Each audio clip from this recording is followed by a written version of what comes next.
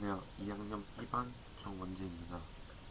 오늘은 저번 주 실기주차를 마지막으로 끝난 이제 이 프레젠테이션을 진짜 마지막으로 이제 지금 실기주차까지 한 그 프레젠테이션을 정리하는 시간을 가지도록 하겠습니다. 지금 오늘은 일요일 오후 12시인데요. 밖에는 비가 오고 있습니다. 이제 저는 이제 간뒀던 알바를 이제 다시 하게 돼서 이제 또 이거를 마친 후에 준비를 하고 이제 알바를 가야 되는데요. 그동안 쉬면서 알바하면서 못 느꼈던 편안함도 느꼈고 덕분에 편안함의 소중함을 알게 된 것 같습니다. 네, 그러면 이제 13주차 총기 총정리를 시작하도록 하겠습니다. 먼저 1주차의 일치상 수리인데요. 이렇게 일치상에 수리를 하게 된 이유는 이렇게 일치상이 파절되기 때문인데요.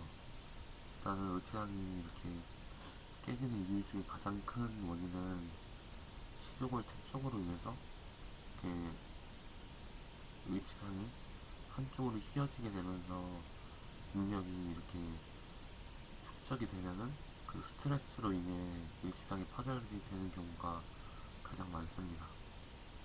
또 뭐 강한 충격에 의해서 부서질 수 있고 또 여러 가지 원인에 의해서 깨질 수 있는데요. 그렇게 의치상이 파절이 됐을 때 수리의 분류에는 단순 수리, 복합 수리가 있는데 단순 수리는 이렇게 하나의 그 파절로 이렇게 두 가지 조각으로만 깨지는 것을 단순 수리라고요. 두 조각 이상의 조각으로 깨지게 됐을 때 수리를 해주는 것이 복합 수리입니다. 이제 그 의치상이 파절이 됐을 때 수리하는 과정에 대해서 보면요.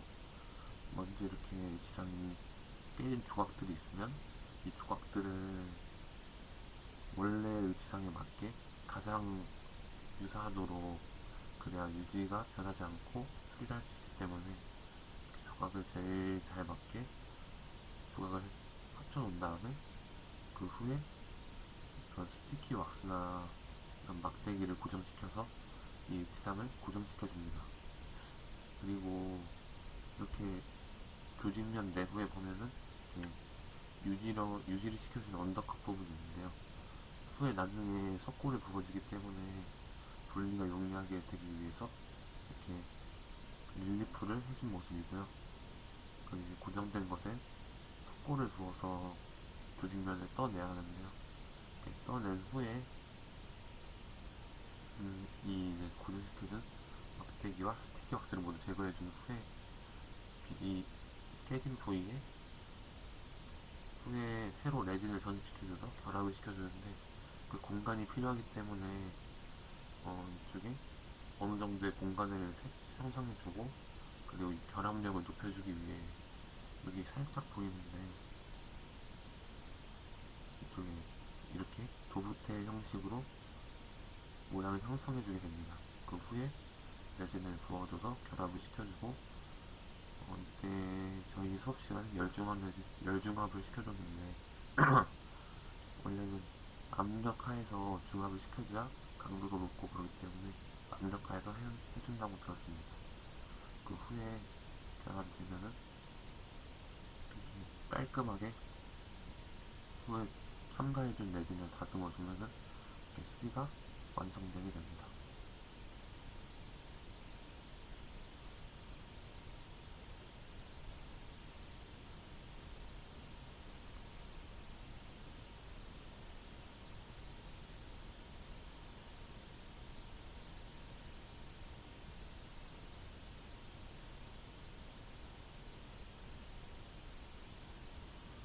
이번에는 2주차로 인공치 수리에 대해서 알아보도록 하겠습니다.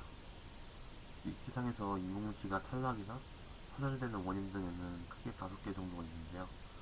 먼저 가장 많이 일어날 수 있는 이유가 레진치에서 왁스 제거를 충분히 하지 않아서 그 부분이 후에 나중에 레진으로 통과되기 때문에 그로 인해서 레진치가 탈락 및 파절되게 되고요. 또 큰 인공치 치즈제에 너무 가깝게 배열한 경우에도 탈락 및 파절이 일어날 수 있고요. 또 레진 전입치 전이 반경이 큰 경우 이렇게 세 가지로 이렇게 분류를 할 수 있고요. 나머지는 뭐 기본 과정에서의 부주의나 환자가 사용할 때 부주의하여서 생기는 파절 등이 될 수 있습니다. 그러면 이번에는 인공치 처리 과정에 대해서 알아보도록 하겠습니다. 먼저 이렇게 파절된 인공치 부분에 같은 색상과 같은 크기의 인공치를 먼저 준비해 줍니다. 그리고 이렇게 이 깨진 부분에 이 새로운 인공치를 넣어줄 거기 때문에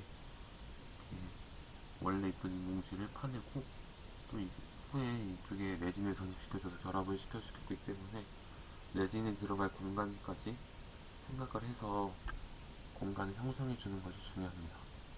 이렇게 결합이 잘 되도록 레진치 또한 이렇게 모양을 형성해 준 모습입니다. 이렇게 새로운 인공치를 껴준 모습이고요. 이제 이쪽에 이 핑크 레진을 그 액상으로 혼합을 해서 이렇게 흘려보내 줄 건데요.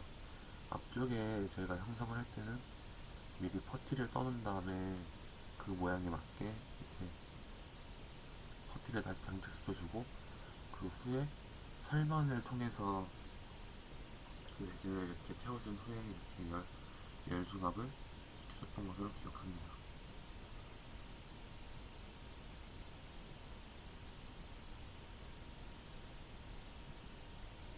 그럼 이번엔 3주차 개조와 개상에 대해 알아보도록 하겠습니다. 먼저 차량의 개조 2장인데요. 영어로는 릴라인이라고 하고 위치상 내면 개조, 위치 섬상 또는 계면이라고 했습니다.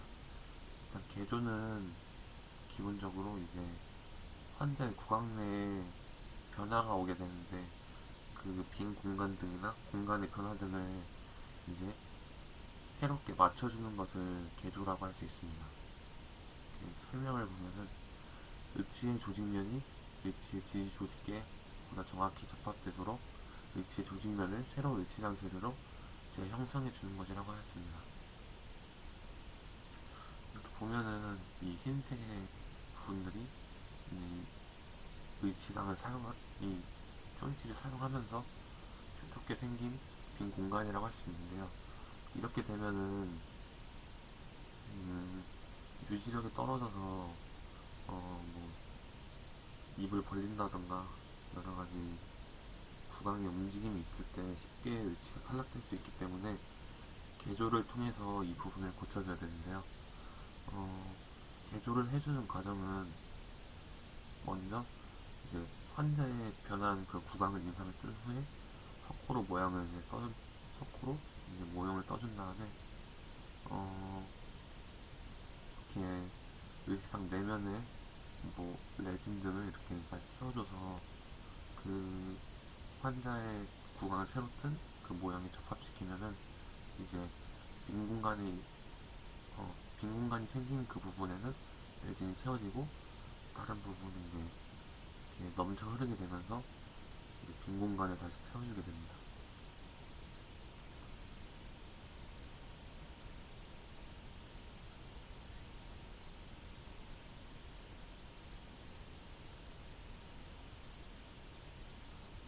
이렇게 핑크 레진을 채워준 후에 이렇게 모양에 접합시켜주기 전에 그 핑크 레진이 채워지고 있는 모습입니다. 이렇게 티주골이 흡수되면은 위치가 헐거워져서 위치의 유지와 안정성 저하가 되고 또 교합관계에 변화가 올 수 있고 안면 수직 구성도 변화가 오고 또 안면 조직 지지가 상실될 수 있기 때문입니다. 그래서 이렇게 개조를 통해서 이런 부분들을 보완해주는 그런 것이 있습니다. 이번에는 리베이싱으로 개상을 알아볼 텐데요. 여기서 설명에는 위치상 개조 또는 위치상의 교환이라 나와 있는데요. 어, 개조와 개상의 차이를 말하면은 이제 개조는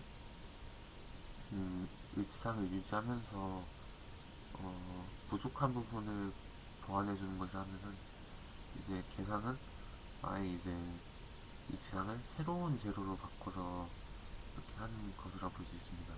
설명을 보면은 시야의 교합 관계는 변화시키지 않고 일치상 재료 전부를 새로운 재료로 교환해 줌으로써 위치를 재적합시키는 과정이라고 하였습니다. 그래서 어, 개조와 개상에서 차이를 보면은 개조는 위치상을 부득이하게 교환이나 재, 재제작이 불가능한 경우 뭐 경제적으로 뭐 재제작이 불가능하다던가 그러한 경우에 개조를 해주게 됩니다.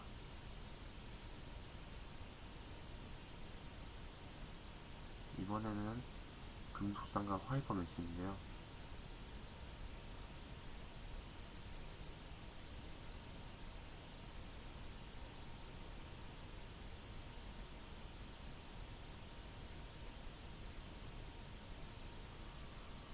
이렇게 지금 금속상이 이렇게 사진으로 나와 있는데요.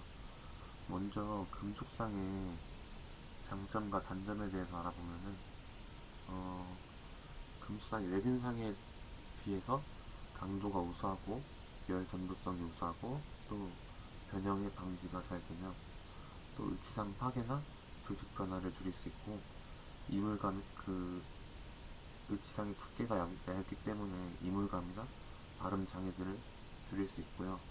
또 일치의 장착감을 높일 수 있고 또 위생이 좋다고 알려져 있습니다. 그럼 단점을 보면은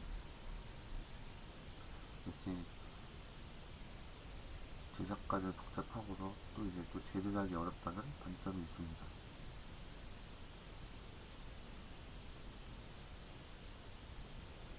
이번에는 저희가 수업 시간에 한 화이버 메시의 이런 위치상인데요.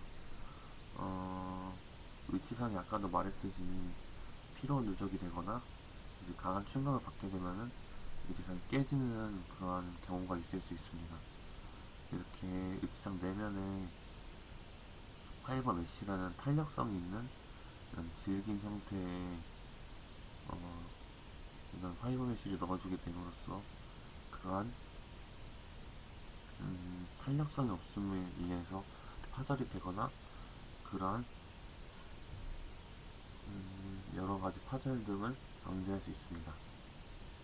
예, 뭐 설명을 보면은 일치상은 더 강하고 더 얇고 가볍고 심리적이고 특별 장비 없이 단시간에 조작할 수 있고 또 금속 재질이 함유되어 있지 않아서 우수한 생물학적 접합성을 제공한다고 하였습니다.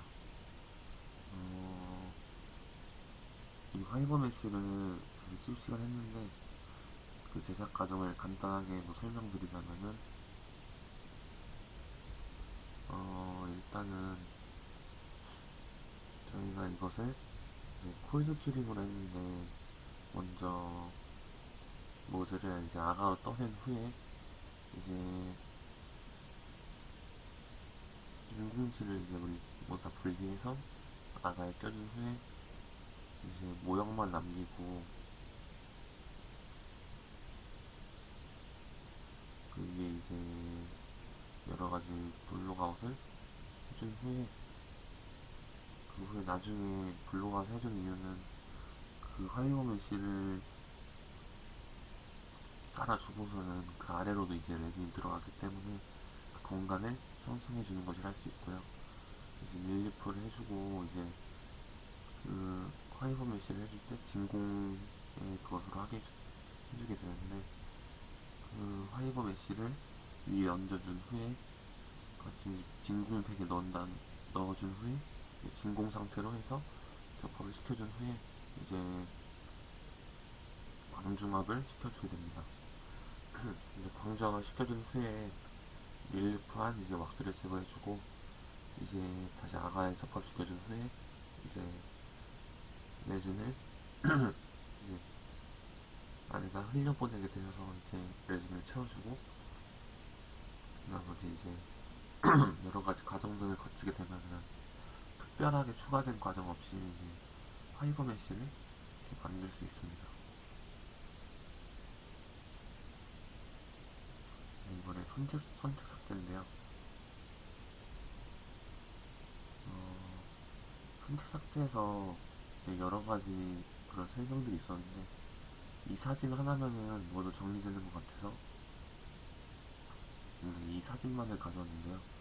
일단 먼저 선택 삭제를 해줄 때 가장 기본적인 것은 비기능 교들을 위주로 선택 삭제를 맞춰주게 되고 또 이제 최소한의 삭제로 최대의 효과를 얻는 것이 중요하다고 알고 있습니다.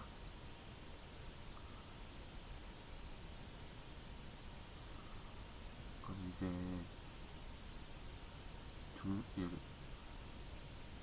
저희가 천체 삭제를 공부했듯이 중심교합, 예, 측방교합, 전방교합 이렇게 세 가지의 운동을 나눠서 선택 삭제를 알아보게 되는데요.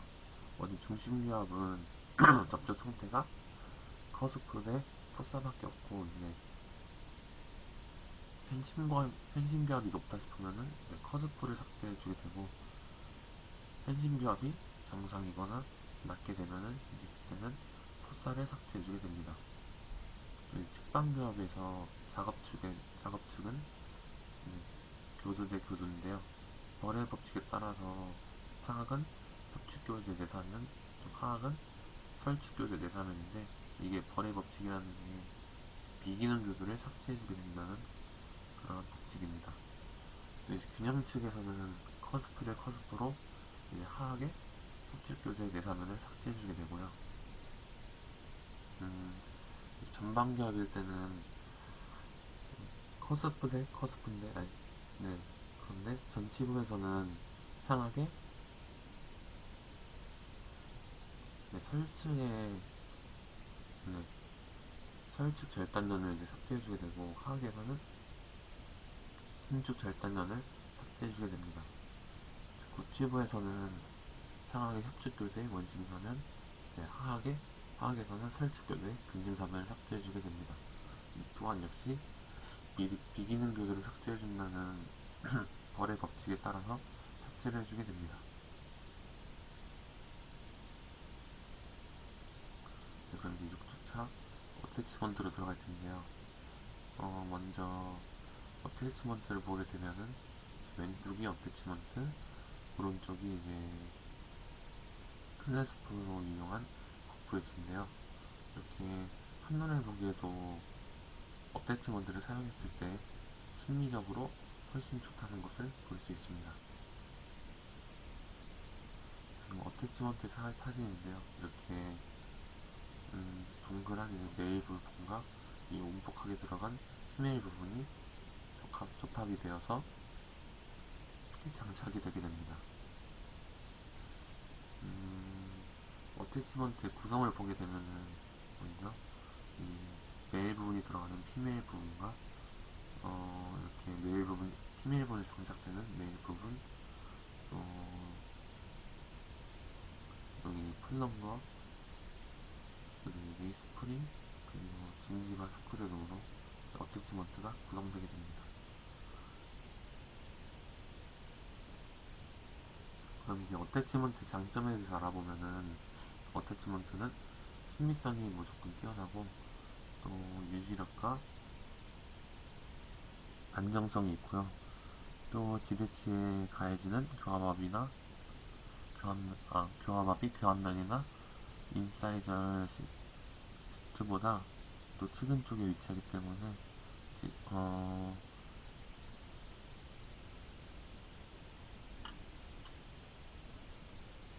이렇게 해서 회전력이 작아진다는 장점이 있고 또 우수한 저작 효율을 가지고 있고 유지력의 조절 횟수가 적기 때문에 보철물의 수명이 길고 또 의치에 삭탄시 측방화기 지대체에 가해지는 것을 막을 수 있습니다. 그러면은 이런 단점에 대해서 알아보면은 일단 특수보철이기 때문에 경제적인 부담이 있고 또 지대체의 길이나 폭에 따라서 선택의 제한이 있을 수 있고요. 또 고도의 정밀성이나 기술이 필요하고 기공 과정이 복잡하다는 단점이 있습니다.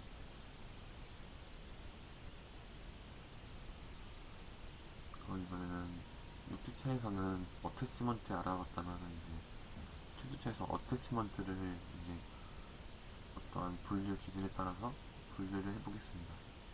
일단은 모양과 부착 위치에 따른 분류라고 했는데요. 먼저 이제 인트라 코로나 어태치먼트와 익스트라 코로나 어태치먼트가 있는데, 인트라 코로나 어태치먼트는 시간 내 어태치먼트라 해서 어태치먼트의 피메일 부분이 T관에 형성되어 있는 것을 말하고요. 익스트라 코로나 어태치먼트는 어태치먼트의 메일 부분이나 피메일 부분이 시간 외에 형성된 것을 말합니다. 네, 그리고 이제 보면은 오버덴처로서 이제 세 가지가 있는데요. 이것은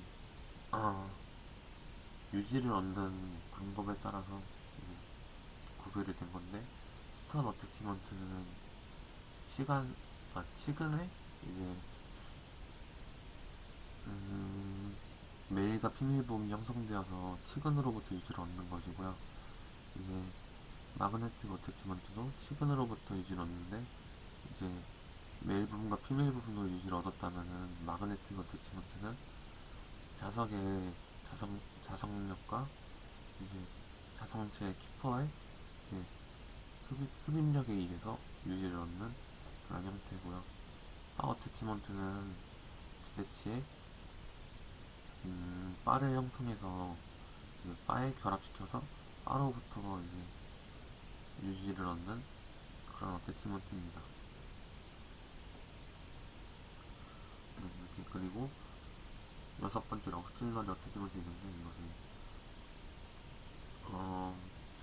보조적으로 이제 유지를 증진시켜주는 보조 어태치먼트라고 할 수 있습니다. 아까 모양과 부착 위치에 따라서 나왔다면, 이번에 제작 과정과 제품의 정밀도에 따른 분류인데요. 프리시즌 타입과 세미 프리시즌 타입이 있는데요. 이거는 굉장히 정밀한 그런 형태의 어태치먼트를 할 수 있고요. 이거는 정밀도가 보다 떨어지는 그런 형태의 어태치먼트라고 할 수 있습니다. 이번에는 조절성에 따라서 분류하게 되는데요. 언서스터블 타입과 넌 언서스터블 타입이 있는데요. 조절성과 비조절성이 이렇게 나뉘게 됩니다. 이제는 어태치먼트를 형성하는 여러 가지 요소들이 있게 되는데요. 유지, 공간, 이렇게 등등이 있게 되는데요. 먼저 유지를 보게 되면은 마찰력으로 이제 유지를 얻는 프릭션은 있고, 또 기계적 결합으로 유지를 얻는 메카니컬, 또 그 두 개가 함께 이루어지는 프릭셔널, 그리고 메카니컬 이게 있고, 자석력으로 얻는 마그네틱, 그리고 흡입력으로 얻는 석션이 있습니다. 이제 공간에 대해서 보게 되는데요. 버티컬 스페이스는 이렇게 수직공간을 말하게 되고, 버컬 링걸, 라디얼 링걸은 이제 협설이나 순설경의 공간을 말하게 되고, 이제 메지얼 디지털, 디지털 메저는 이제 근원심 공간을 말하게 됩니다. 어태치먼트를 선택할 때 고려할 사항을 보면은 성별과 이 구강 상태, 이것이 첫 번째고, 기능적인 부분을 고려해야 될 게 두 번째 사항이고, 세 번째로 가격, 그 이제 치료 계획 등이라고 나와 있는 것 같은데요. 또 네 번째가 이런 치료 계획이 따라서고, 또 다섯 번째는 이제 구강 내에서 아까 말했듯이 이런 공간의 형태를 따져야 하기 때문에 공간 상태를 고려해 줘야 합니다.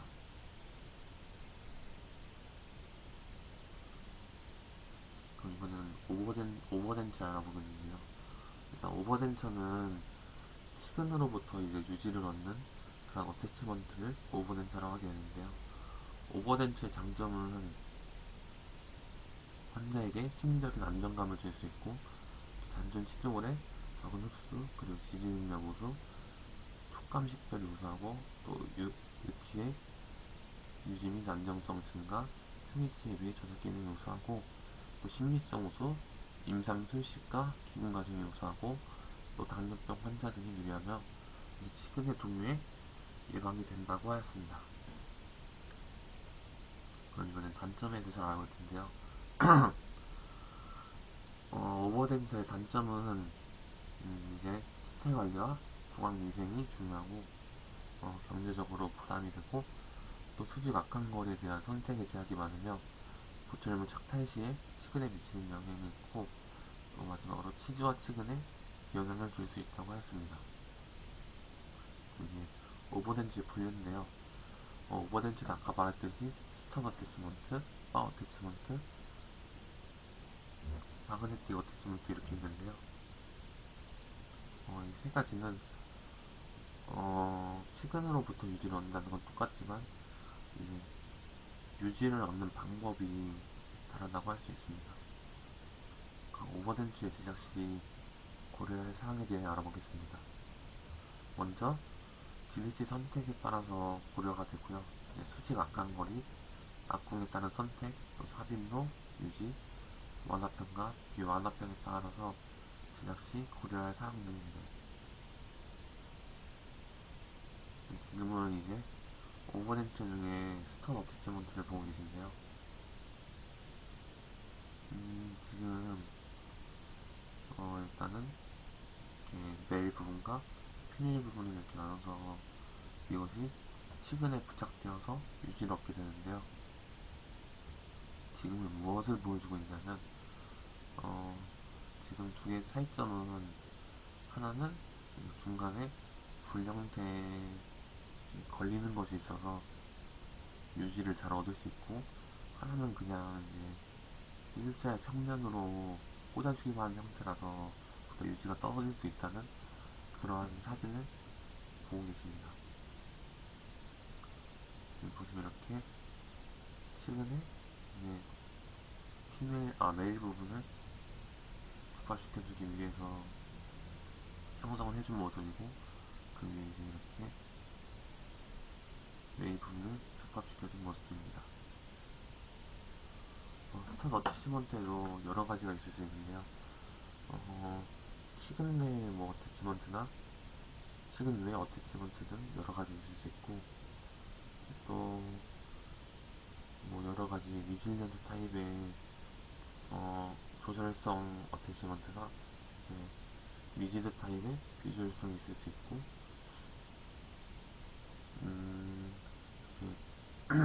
여러 가지 분류들이 나눠져 있습니다.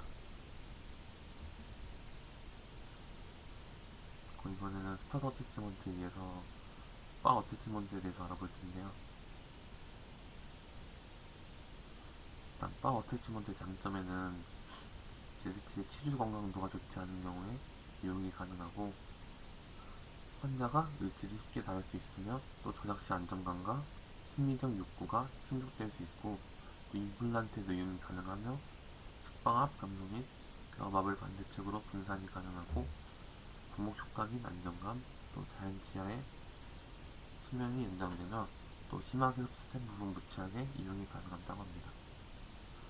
단점에 대해서 알아보면은 스턴 어태치먼트에 비해서 시태 관리와 구강 위생이 어려울 수 있고, 또 제작 비용, 또 수지 각각 거리에 의해서 선택이 제약될 수 있다는 단점이 있습니다.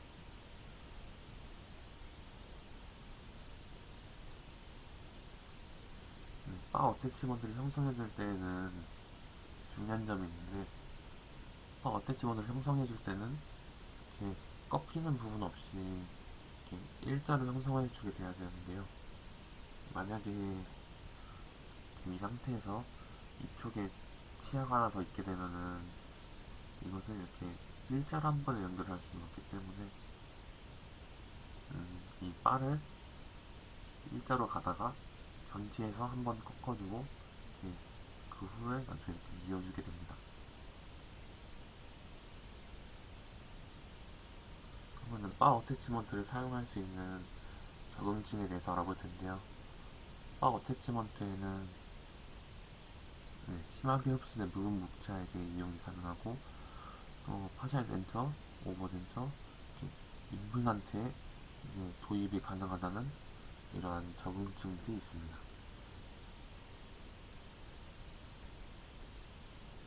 이번에는 마그네틱 어태치먼트인데요.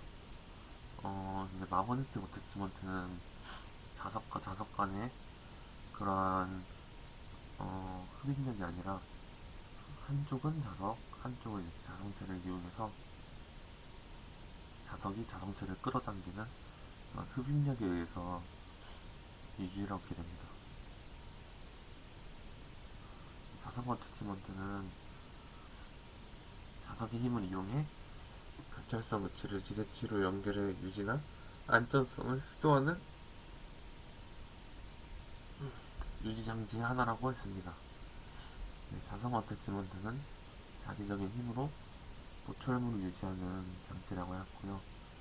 자석 어태치먼트는 자석 구조체와 자성체로부터 된 자력을 이용한 보철물의 유지 장치라고 하였습니다. 이렇게 보면은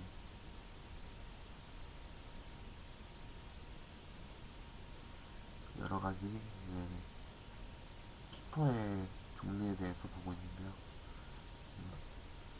매그소프트 루트 키퍼, 덤 쉐이프 키퍼 임플란트, 또 프리시즌 타이퍼 브릿지 이렇게 여러 가지 등의 키퍼의 종류가 있습니다. 보면은 아까 키퍼의 종류 중에 그리고 이렇게 뉴질랜드 타입으로 된 이렇게 아까 본 매그소프트 있는데 이렇게 노랗게 된 부분에 의해서 조합압이 이렇게 분산이 되는 기능 운동을 허용하는 이런 뉴질랜드 타입입니다. 여기 보면은 이렇게 키퍼와 자성체, 키퍼와 자석의 이렇게 종류에 따라서 뭐 600GF, 400GF 이렇게 나눠져 있는데요. 이 600GF란 키퍼와 자석이 만났을 때 그 똑같은 자석의 힘으로써 얼마나 많은 흡입력이 가해지느냐 그것인데요. 이 숫자가 높을수록 거기서 형성되는 흡입력이 높다고 할 수 있습니다. 그래서 보면은 지금 600, 400, 800, 600, 400, 800, 500이 되는데요. 보면은 이렇게 제일 낮은 것은 400, 제일 높은 것은 800으로 형성되어 있는데요. 이 400이란 것은 의치상을 유지시킬 수 있는 최소한의 힘이고 또 800GF는 800GF 이상의 힘이 가해지게 되면 이제 유지력이 아닌 이렇게 발치의 원리를 가져갈 수 있을 만큼 큰 힘이 형성되기 때문에 800GF와 400GF 사이로 이제 이것을 힘을 조절해 주게 됩니다.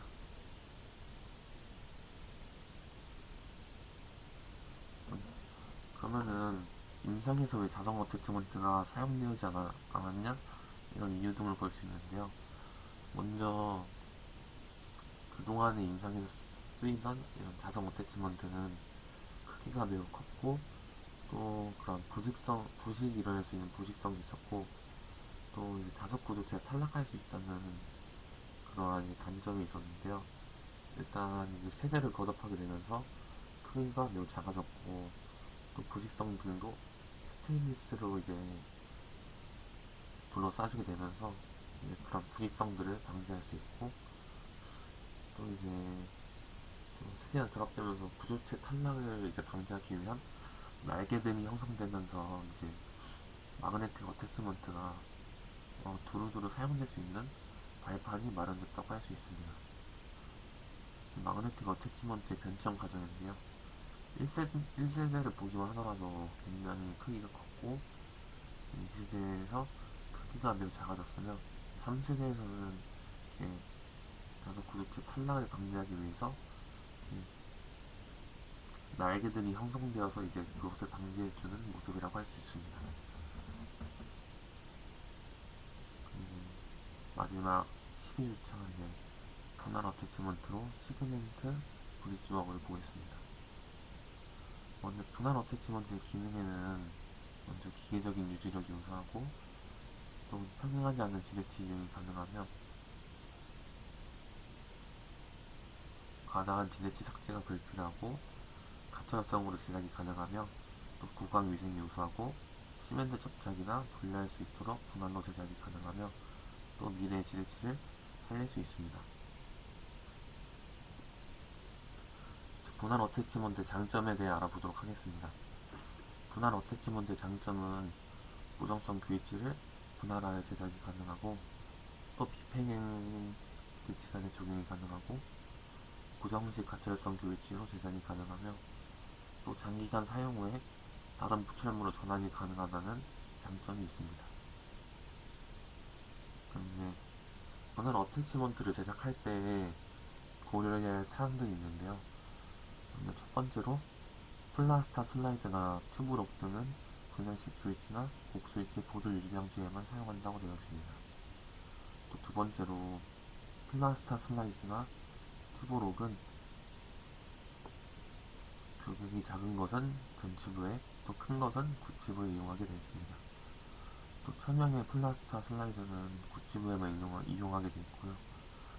또 이제 네 번째로 가장 중요한 부분인데요. 중간에 지대치가 있는 고정성 교위치에는 엔테리어 시그멘트의 원심 쪽에 피메일을 위치시킨다고 했습니다. 그 이유를 보게 되면은 이렇게 보면은 중간 지대치인 제1호치가 지렛대 펄크럼으로 형성되어서 전방에 전치관이 빠지는 방향으로 힘이 가해지게 되어 있습니다. 하지만 이때 이런 피밀 부분을 이제 전방에 있는 이 분류에 원심 쪽에 두게 되면은 이 힘이 오히려 유지를 시켜주는 그러한 방향으로 힘이 작용되기 때문에 저러한 현상을 방지할 수 있고 또 유지나 드롭업을 분산시켜주는 작용을 얻을 수 있습니다. 이제 나머지 고려사항들을 보면은 다섯 번째로 대구치가 약할 경우 연결성 교위치를 제작하고 또 여섯 번째로 어태치먼트 부착 위치가 반대편 지대치 간 삽입로에 반드시 일치하도록 제작을 해주어야 합니다.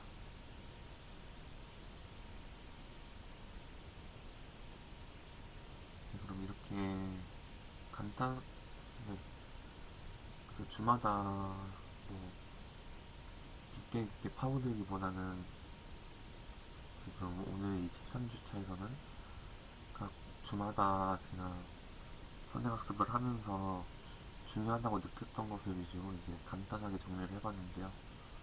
이렇게 2학년이 트윈치도 이렇게 마무리가 되었는데요. 2학기 동안 교수님도 수고를 하셨고, 다른 이제 친구들도 이제 모두 고생을 한 것 같아서 마무리 잘 했으면 좋겠고, 이제 트윈치를 이제 확실히 남은 그러한 마무리할 것들을 마무리해서 좋은 마무리를 할 수 있도록 하겠습니다. 감사합니다.